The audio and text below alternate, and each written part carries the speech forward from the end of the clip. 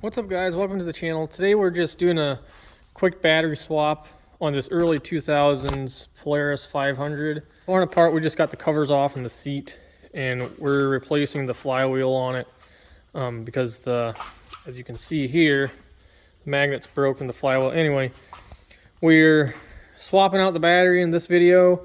Looks like somebody cut this out earlier, probably so they can get to the terminals easier. Brand new AGM battery here.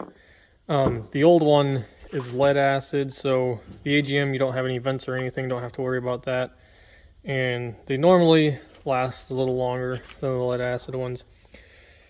Anyway, so this is a 14 amp hour, and most of them are 12 amp hour. So I think this thing will, hold up a little bit better than the old one. And yeah, it's really just take these off and pop it in. The price for this one was pretty much $41, and with tax it was like 43 something. That was delivered, so you really can't beat that. And if you find a cheaper or better battery option, just comment down below and help everybody out with that. So we're just taking these terminals off with a screwdriver. The negative one off first. I mean, it's not a big deal, but it's just a safety thing. But as long as your screwdriver doesn't touch the frame or anything, then it's not a big deal anyway. So we're just going to pull these 3 wires out. This wire is for the winch in the front, so if you don't have a winch, then you probably won't have that wire. The big wire goes to the starter solenoid.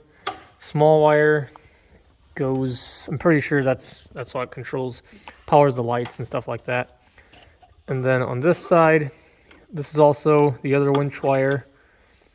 Which, if you don't have a winch, you won't have that one.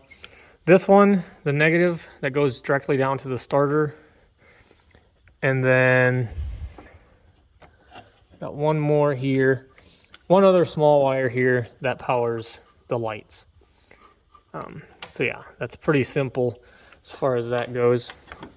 So I got it loose. So all you gotta do is tip it out. If you got a lead acid, you'll have this little drain hose here. So you just tip it out and pull it out the side. So I'll just pull that thing out real quick. Right up in here. Just make sure it doesn't catch on any wires or anything. So my new battery actually has the same ratings as the old one that the last guy put in. A 14 amp hour A2, and that's just a 12 volt battery. And then, but yeah, the new one's AGM, so you don't have to worry about the lead acid, pouring that in and all that. So it should perform very good. So make sure that your rectangular nut in here is lined up with the hole, because sometimes they like to fall out and go sideways and all that. And then just line up this bolt with that, and then once you start tightening it, it should line up. Okay, so that's all that's to it. Battery's all installed and everything. If you have a strap that goes from here to here, then obviously put that on, but this thing didn't have a strap when it came in.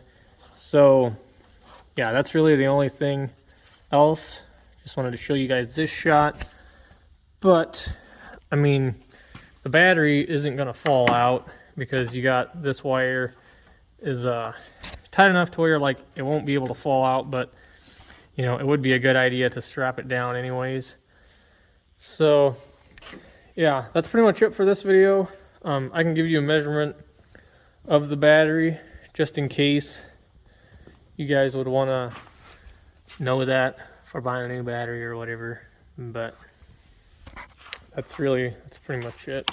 And 6 7/8 inches, 5 1/4, but with that thing that sticks out the side, it's like 5 5/8. Well, I hope you liked the video, and thanks for watching.